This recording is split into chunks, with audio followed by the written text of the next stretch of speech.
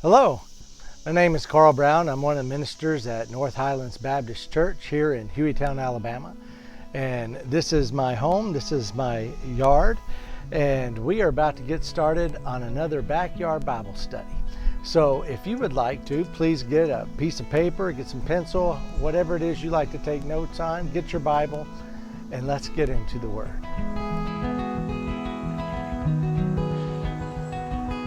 Well, we finished the 3 books of Joshua, Judges, and Ruth, and really enjoyed going through Ruth last week. I hope you did too.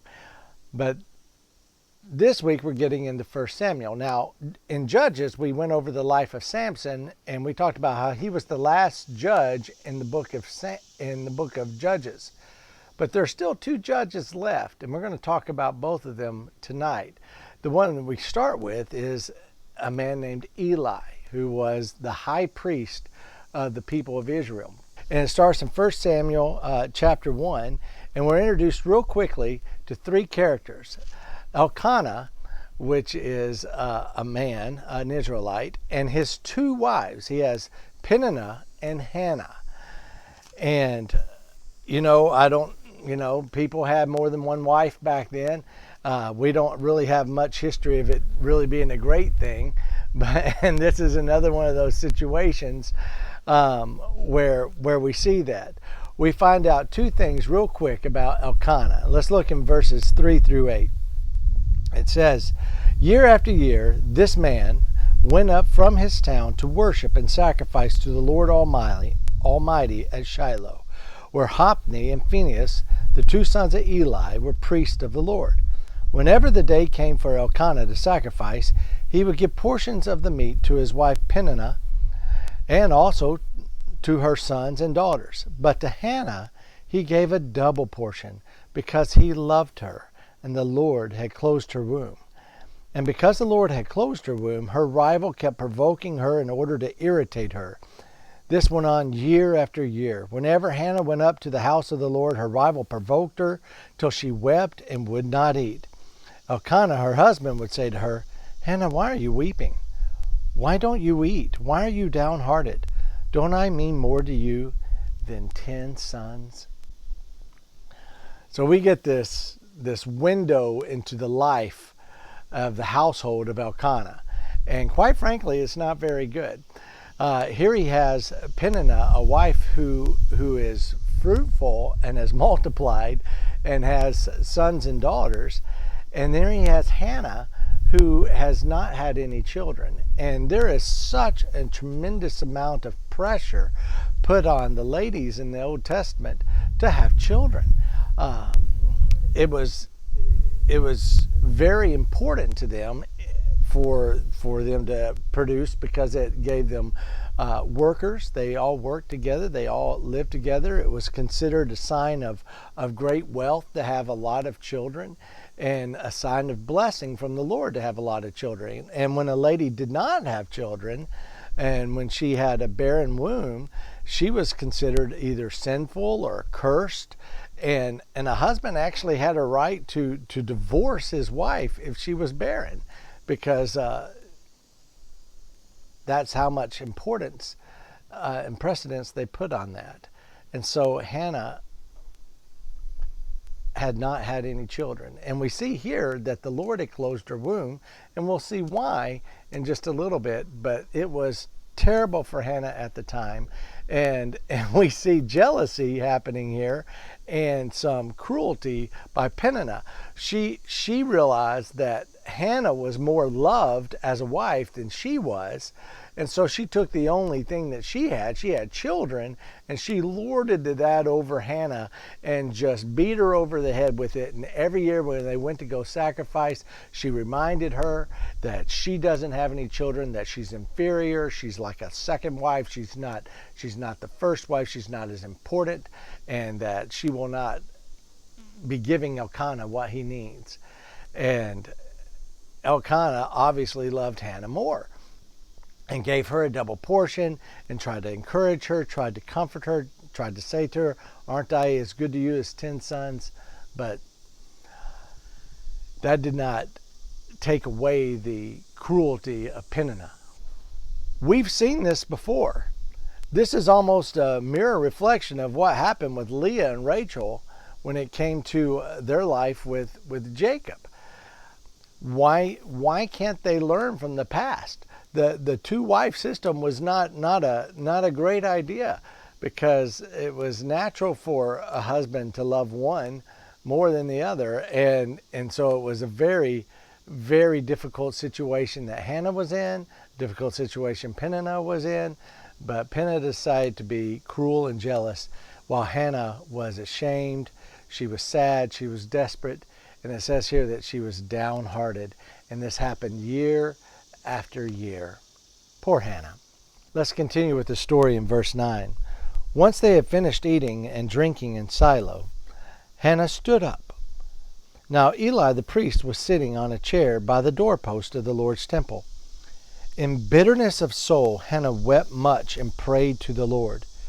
She made a vow, saying, O Lord Almighty, if you will only look upon your servant's misery and remember me, and not forget your servant, but give her a son, then I will give him to the Lord for all the days of his life, and no razor will ever be used on his head. So let's unpack a little bit what happened here. The very first verse that we read there in verse 9, it said that they just finished eating and drinking, and then Hannah stood up.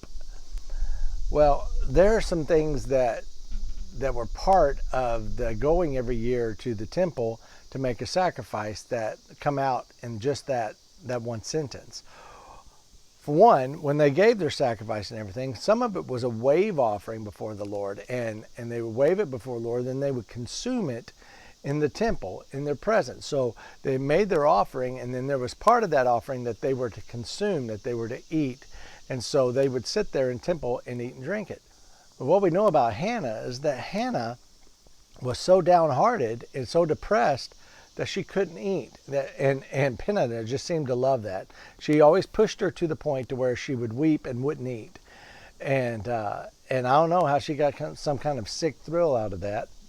But Hannah, after they were done with the sacrifice and everything, wasn't done.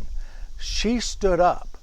She stood up and made a prayer, a desperate cry, a desperate prayer to the Lord, with a promise, with a vow attached to it. Now, have you ever done that?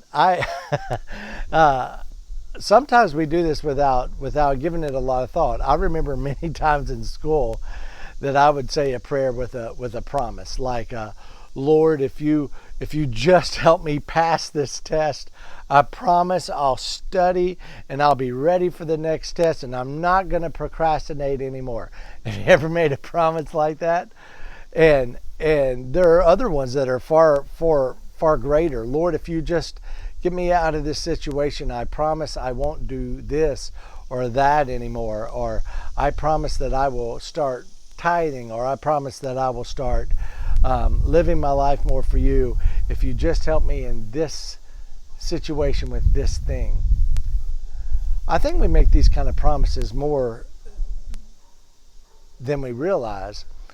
And as I look back on my life, at the times that I've made a promise with a vow attached, just out of desperation, out of deep need, the Lord has been faithful and fulfilled his end of the obligation, his end of the deal. And so many times I haven't. I've come across faithless and went back to my ways again instead of doing that. But when we make a promise to the Lord, a vow like Hannah is making here, it's very important that we remember that we're making a promise, and God takes promises very seriously. He says in the New Testament, Jesus says, let your yes be yes and your no be no, and don't swear by anything, because you don't have any power to swear by anything, because you didn't create it, God did. But when you say something, you better do it. God takes promises very seriously. How much more seriously would God take a promise that you make to him? So when we make a promise in a prayer to God, we better be serious about keeping our end of the deal. And I think if you look back, you'll see quite often that he's kept his end of the deal. And so that's exactly what Hannah did. Hannah, out of her desperation, out of her great desire for a child, and out of her grief and out of her anguish prayed. And she was at the bottom of herself. She was bitter in soul, it said. And she promised that, Lord, if you just grant me this request and give me a son, I will give him back to you. And did you catch the Nazarite vow? No razor's ever going to cut his hair. He's going to be dedicated to you from the time of his birth through his whole life. Well, as she was praying there, it says that her mouth was moving and she was speaking this prayer, but no sound was coming out. And Eli, who's sitting on the porch, sort of like me, sitting in a chair on the porch of the temple, was looking at her, and he thought immediately that she was drunk, that she was a drunk woman just standing there prattling off.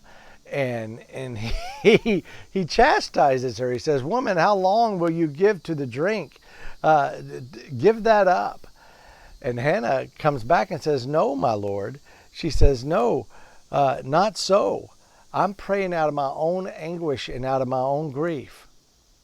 And then Eli does something really sweet there. Now, Eli may have done this in passing.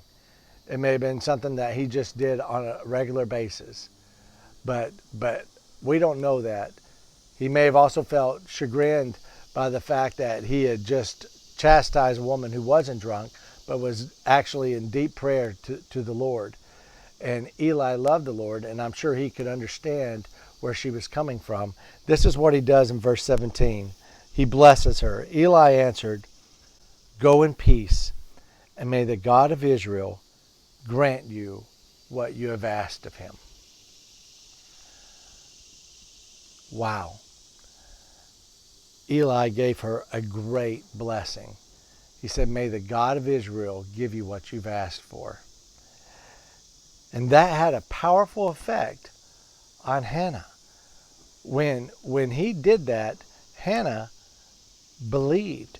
It says right after that she went away and she ate something. She wasn't depressed anymore. Her face was no longer downcast. And the next morning they got up and they worshiped the Lord, and it changed something in Hannah. Hannah believed that it was going to come true. I think, maybe she believed that after she made her prayer. She was praying in faith, believing that God could do it. But when Eli said, "May the God grant it," she had a peace that it was going to be taken care of. Let's just talk for just a minute about prayer. First off, I don't know why. I have some guesses, but I don't know why, but there seems to be a blessing attached to prayers from a pastor or from a man of God or a person of God. Have you noticed that from a righteous person? In the New Testament, it tells us that the prayer of a righteous person has great power, will accomplish much.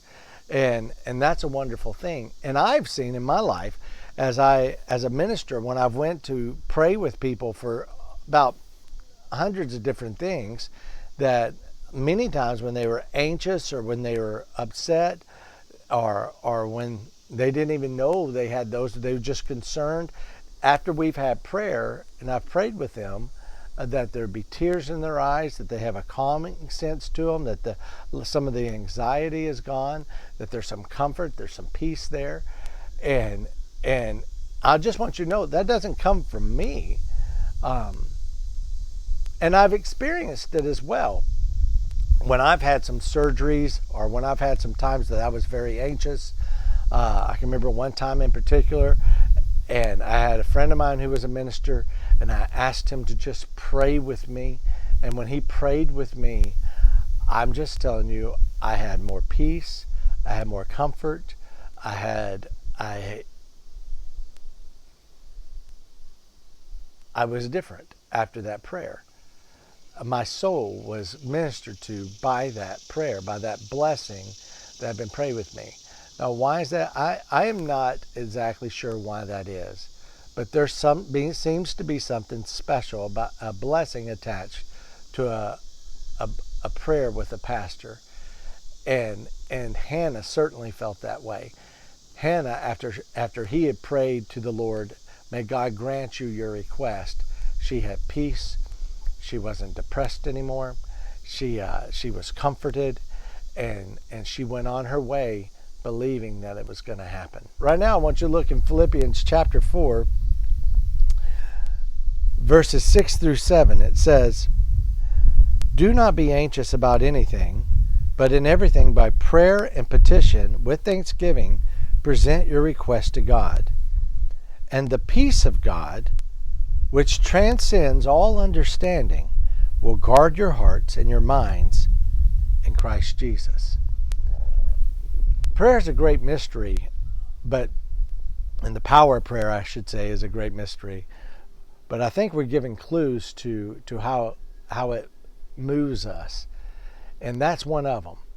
When we pray with our anxiety, when we come to the Lord with it and put our prayer before Him and our request, our petitions before Him, and believe in Him, that a peace that's incomprehensible can come upon us, and we know that God is sovereign, that Jesus is Lord, and everything's going to be okay. I love that. We learn from this that prayer connects us to the source, God. The effective element of prayer is not so much how we do it or what we say. The effective element of prayer is God. God is the source of power, of purpose, of peace, of passion, of love, of forgiveness, of grace, of mercy.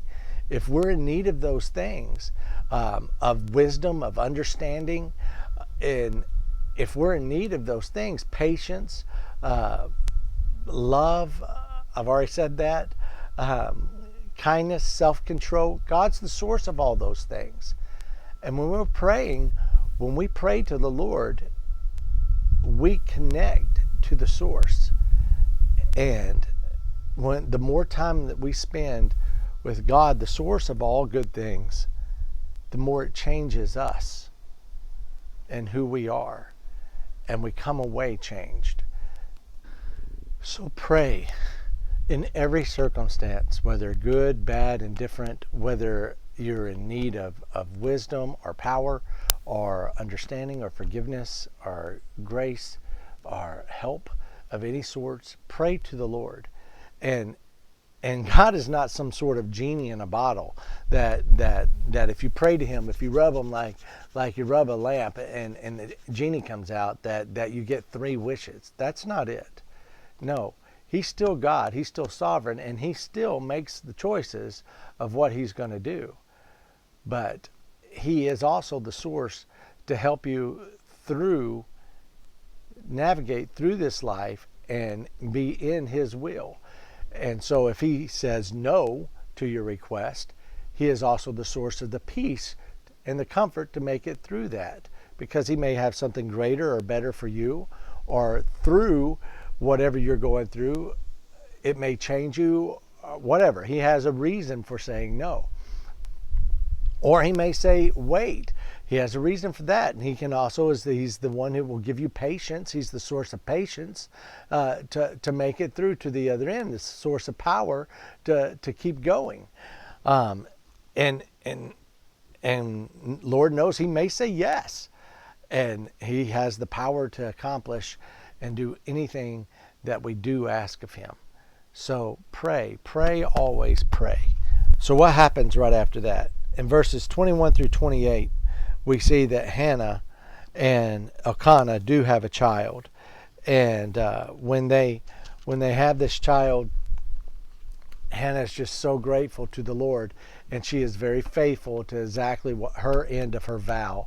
She raises him in the Lord, and after she weans him, which means he was traditionally 3 to 4 years old at that time, and old enough to understand some things, old enough to be eating solid food, all that. Traditionally it was 3 to 4 years old. After she had weaned him, she brought him and dedicated him to the Lord, and gave him to Eli, and reminded Eli, hey Eli, I'm Hannah few years back, I'm the one that you blessed and said, may God grant your favor. Well, he did. And part of my end of that was I promised that he would serve the Lord for all of his days. So here is my son. Now, did she just drop him off at the front porch and was no longer involved in his life anymore? No, that's not the case at all. She loved her son. She visited him often, and she even, it says that she even made a little priest outfit for him every single year and brought it to him. And so she was always mindful and think of him. God blessed Hannah with this child. Well, she wanted more than anything in the world. And then Hannah gave her greatest gift from God, her greatest joy in her life, back to God. Gave Samuel back to the Lord. And you know what God did? Not only was she blessed through the life of Samuel because he was a great man, she was blessed because God blessed her with more children. She had 5 more children after that. Isn't God good? I tell you what, you cannot ever outgive the Lord. So is there something in your life? I mean, let's think about that for just a second. Is there something in your life that you love more than the Lord? And children is a great example. So many times we put our children above our love for the Lord, and we'll see an example of that in a minute, how that can be a very bad thing. Well, it is always a bad thing when we put something that we love above the Lord. It may be a job that you absolutely love. It could be a hobby that you have that you absolutely love. When you have something that you love more and are more dedicated to than the Lord, it hurts you. It hurts your relationship with God. But if you're willing to give that to God, you will never outgive God. He will bless you in that, and then he will bless you on top of it. Let's read the beginning of Hannah's prayer in chapter 2. Then Hannah prayed and said, my heart rejoices in the Lord. In the Lord my horn is lifted high. My mouth boasts over my enemies, for I delight in your deliverance. There is no one holy like the Lord. There is no one beside you. There is no rock like our God. That's beautiful. Matter of fact, we've used those very words in several songs over the centuries, and it all comes from the gratitude and the joy that came out of Hannah's heart when her prayer was answered by the Lord, and when he gave her request. And I think it's kind of funny that she says, my mouth boasts over my enemies. She is definitely 100% talking about Peninnah, her sister wife, that at her house. So she will live in infamy, being listed as one of the enemies here in this scripture. But look what happened here. God took her from the deepest of despair of her soul into the highest mountaintop of joy and gratitude. And I love it because it reminds me of the other scripture. It says that weeping may last for a night, but joy comes from the morning. Joy comes in the morning.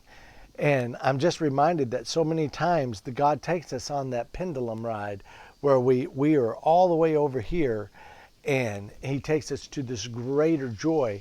And through that, we know the fullness of God. We know that he is with us in the deepest times of our sorrow and anguish, but he is also here with us in the joy and the giver of great joy in our life. If everything was just down the center, if everything was just hunky-dory all the time, we would not know the height and the depth and the width of God's great love for us and the human experience. Life in the full, life to its fullest. All right, I've talked enough about that. Let's see what happens next. In verse 12, we're going to learn about Eli's sons. Verse 12 of chapter 2 says, Eli's sons were wicked men. They had no regard for the Lord. It just says it just like that. These two guys, Hophni and Phinehas, were Eli's sons. And Eli was already old and past the time when he would do normal service in the temple. So like we already found out, he was sitting on the porch of the temple, and he had turned it over to his two sons. But it says his sons were wicked and had no regard for the Lord. And the next several verses tells us exactly how far that went. Not only did they not have regard for the Lord, they used their position of power and influence and as priest and operating as the high priest or whatever, that they would steal from the people. They stole the meat. They took the meat off the sacrifices that they weren't supposed to have. They took more than their share, and took it at different times in the sacrifice when God had said that's not what it's for. And then they went beyond that. They started going to the people before the sacrifice was even made and said that we want to take your sacrifice and cut off our portion of it now. And even if somebody was very, very sensitive to that and said, no, you're not doing that, that's not right, we got to do it the right way, it says that they would do it by force, that they would come in and they would force them to give them their sacrifice, and then they would take the choice pieces of meat and fat off the sacrifice. So these people ended up having to brought their sacrifice and had, their gifts to the Lord. And here they were offering mutilated sacrifices or tampered with offerings. And it was an abomination to God, and it was a totally wrong thing to do. And then we find out that it went beyond that they even started abusing their power and position to sleep with the servant girls in the temple, that they would use their position to do that. And it ended up making the temple a lot more like the temples of Baal and Dagon, of the Philistines and the others that lived around them, and it had no semblance of the Lord's temple. And it was just an abomination to the Lord. It was worse to God than them going out and worshiping other gods. It was perverting people's worship to him. And it was a terrible thing. And so that's what these sons of Eli have been doing. Verse 22, now Eli, who was very old, heard about everything his sons were doing to all Israel and how they slept with the women who served at the entrance of the temple of the meeting.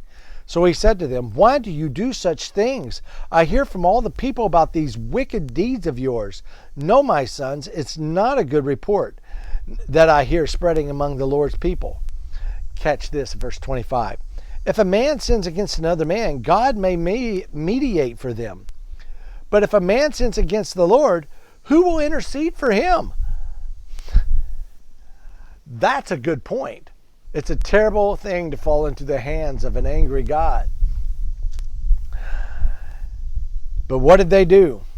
His sons, however, did not listen to their father's rebuke. In verse 27, a man of God comes to Eli and he talks to him about it.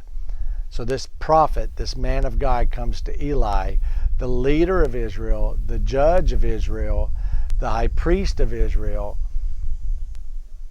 and has to give him a word from the Lord. We don't even know this guy's name. And he tells him here in the next several verses that the Lord is removing his family from the line of high priest. And why that's significant is, remember, the priesthood was passed down through the line of Aaron, Moses' brother, that the Levites are from the line, the high priest, those all come from the line of Aaron. And it was started out with Eleazar was the high priest after Aaron. And then remember that Eleazar's son was Phinehas, and he was the high priest after Eleazar, and that both of them were very blessed and helped Joshua and got through that period of time. Well, the high priest role was a hereditary role that was for life. And so when they came of age and when it was given to them, they had it for life, and then it was passed on to their sons. And so it went down through the line of Eleazar, but at some point, we don't know exactly when, in the time of Judges, it moved over to the other son of Aaron, that family line. And that family line is Ithamar. And this man of God tells him that God promised that he was going to continue the priest in your family line, but your side of the family line is going to end, because he will be honored and he will be glorified, and your family's not doing that. And so he goes beyond that, and that's bad, but it goes beyond that, and he tells them that the Lord says that no one in your family is going to grow to an old age. None of the children, none of the men in your family are going to live to an old age, and your family line is going to cease.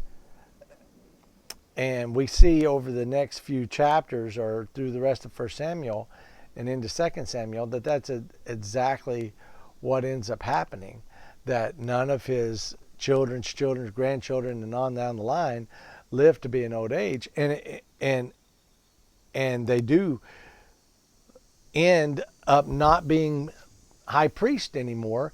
And then it says, even in this curse, that they will end up begging for a job. His children will be begging for a job in the priesthood.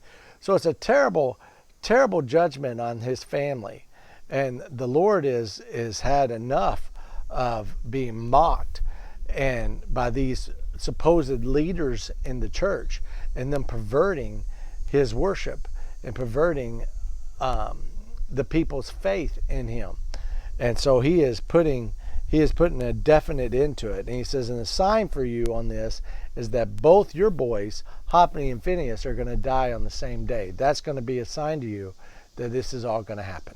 And the Lord ends up saying, hey, I'm going to provide a priest. I'm going to have somebody who's going to follow my heart and do it my way, and is going to bring me honor and glory, and they're going to be the ones who serve from now on. And so I'm taking it out of your family line. And so that was a hard thing for Eli to hear.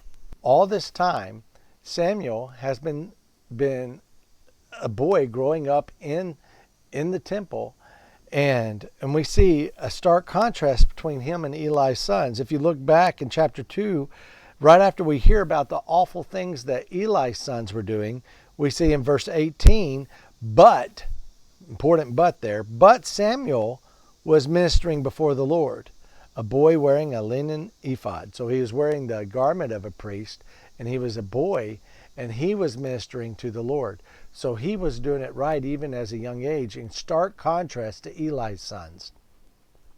And then we see in verse 26 of chapter 2, and the boy Samuel continued to grow in stature and in favor with the Lord and with men. So he just kept continuing to do things right, and he was getting a reputation for it even as a child. So now we get to the story of when God calls Samuel. There's a calling, and Samuel answers the call, and he becomes a prophet of the Lord. He begins to speak the word of God to the people, and we get that calling here in chapter 3.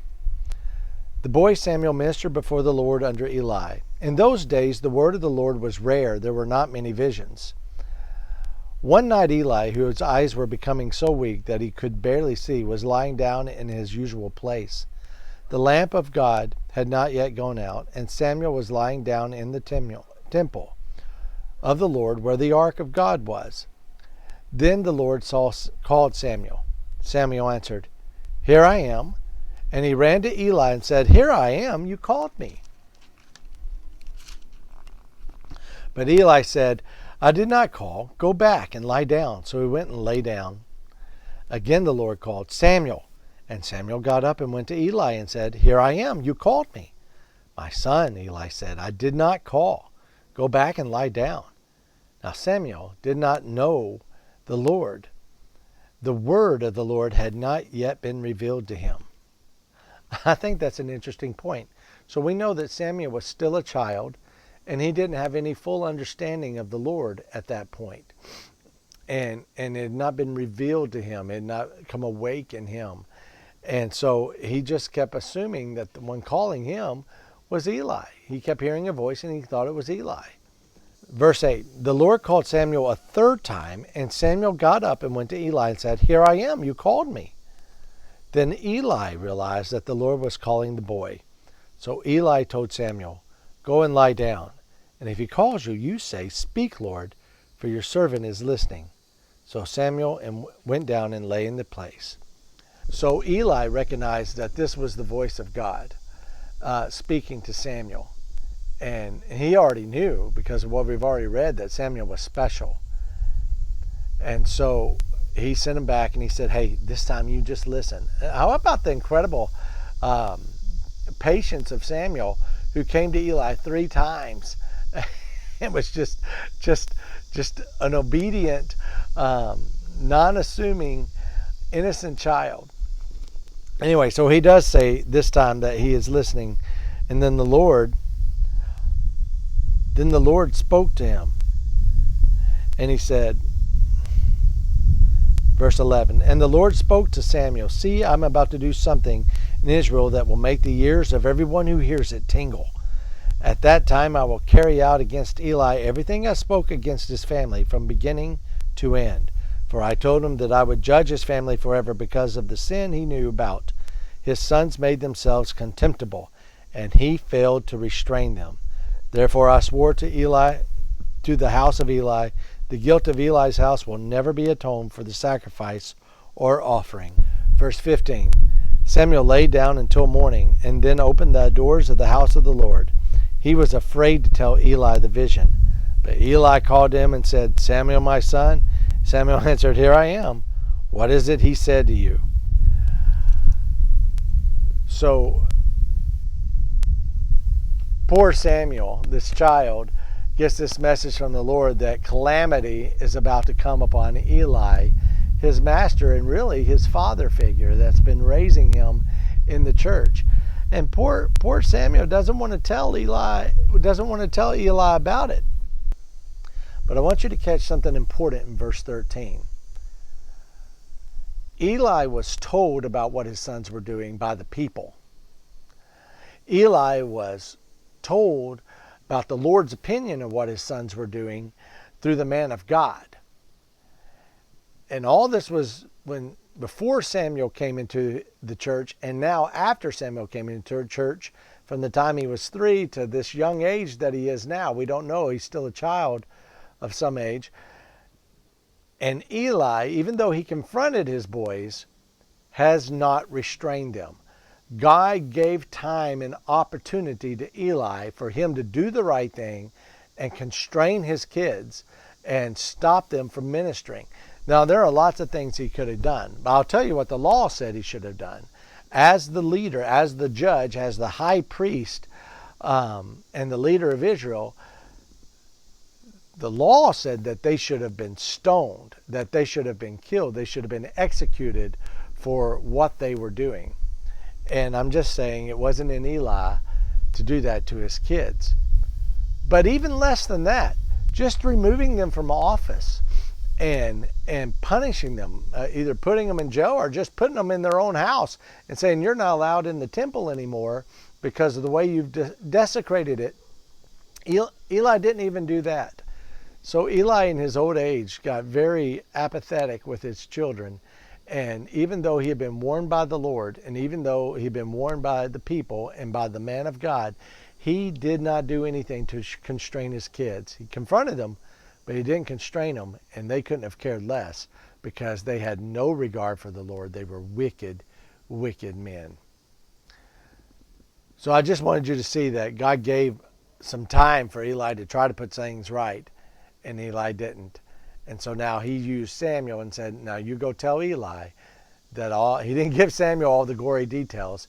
He says, just go in there and you tell him that what I said is going to happen is about to happen." In verse 18, Samuel told him everything, hiding nothing from him. Then Eli said, "He is the Lord. Let him do what is good in his eyes." Eli doesn't question it because Eli knows God is God. He is sovereign. He is Lord. It is his will, not Eli's will. And he knows his own failings and his own sin before the Lord. And he accepts the judgment.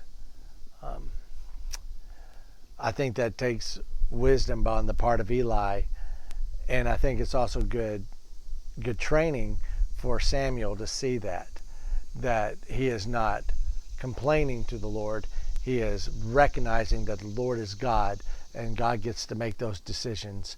May he do what is right in his eyes, because God's will is more important than my wants.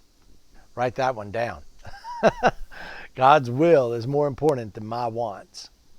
So what happens after that? Verse 19, the Lord was with Samuel as he grew up, and he let none of his words fall to the ground. And all Israel from Dan to Beersheba recognized that Samuel was attested as a prophet of the Lord. The Lord continued to appear at Shiloh, and there he revealed himself to Samuel through his word. And Samuel's word came to all Israel. There's some interesting phraseology right there. He says that he didn't allow any of Samuel's words to fall to the ground.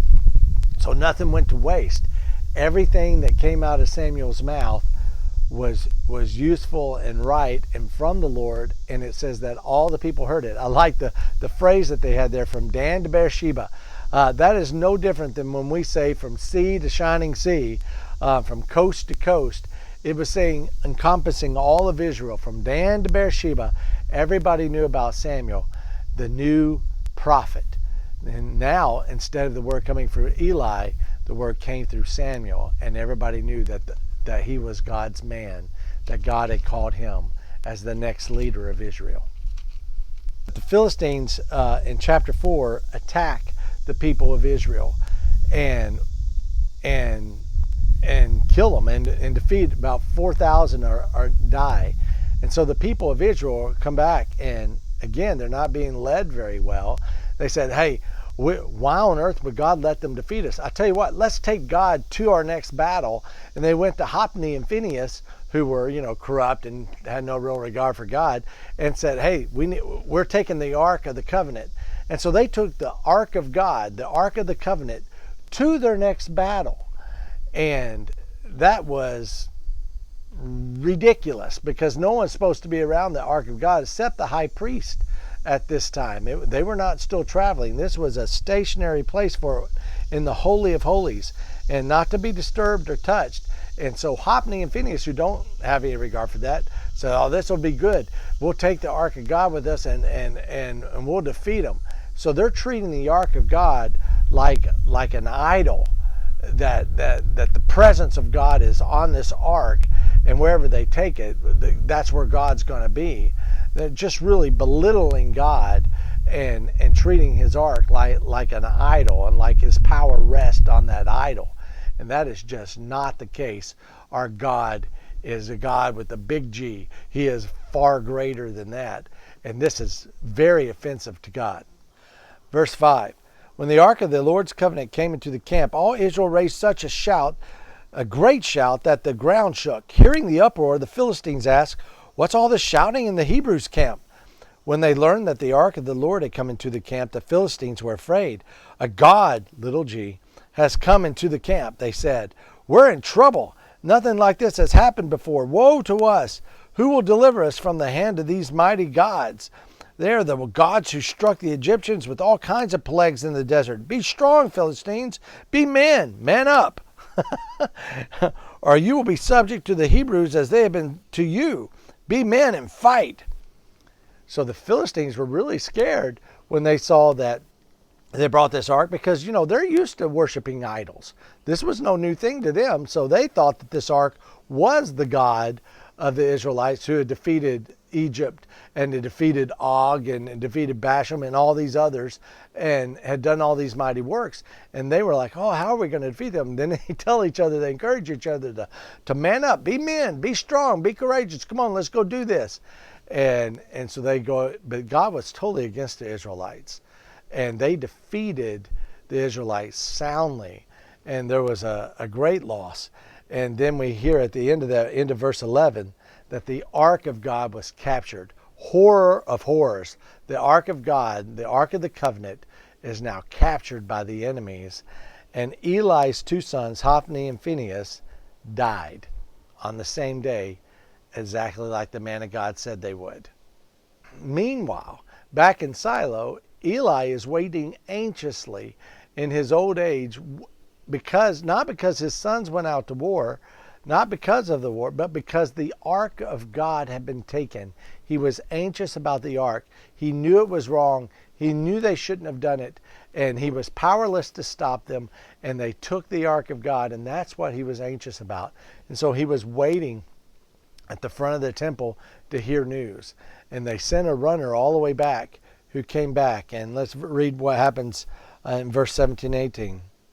The man who brought the news replied, Israel fled before the Philistines, and the army has suffered heavy losses. Also, Eli, your two sons Hophni and Phinehas are dead, and the ark of God has been captured. Verse 18. When he mentioned the ark of God, Eli fell backward off his chair by the side of the gate. His neck was broken, and he died, for he was an old man and heavy. He had led Israel for 40 years. Eli wasn't shocked out of his chair by his two sons dying. He knew that was going to happen. He knew God had said that was going to happen. He wasn't shocked that they died on the same day. That wasn't what grieved him the most. He was grieved, I'm sure. But what shocked him out of his chair is that the Ark of the Covenant, the Ark of God, had been captured. And that just was too much. And he just, out of shock and surprise, fell over backwards out of his chair because he was old and fat, and it broke his neck. He was 98 years old, and he had served Israel for 40 years. So God did not shorten the life of Eli. He lived a good, ripe old age in those days of 98. But God did keep his promise about his children. So that's the story of Eli. We learned about the power of prayer today from Hannah. And I think that's a wonderful lesson for him to take to this. But the lesson we need to learn, I think, from Eli is this. Our obligation to the Lord comes before our obligation to our children. And that is a hard lesson for people in America to hear. But the Lord is who our greatest reverence and greatest devotion and commitment to needs to be our God, our Creator, the one who made us. Our obligation to the Lord comes before our children, but we are obligated to raise our children in the Lord. I hope you enjoyed our first few chapters of the book of Samuel. I think we had two really great lessons from that tonight. And I pray that God blesses you as you continue in this study. And next week we're going to be looking at the next 5 chapters of 1 Samuel. We're going to look at chapters 6 through 10. So go on and read ahead, and we've got several things that we'll get to cover next week. Thank you for joining us. And if you're enjoying this, please share this on Facebook or on YouTube, however it is that you consume it. Share it with your friends and family so we'll have more people involved in the study of the Word of God. And I hope I'll see you next week.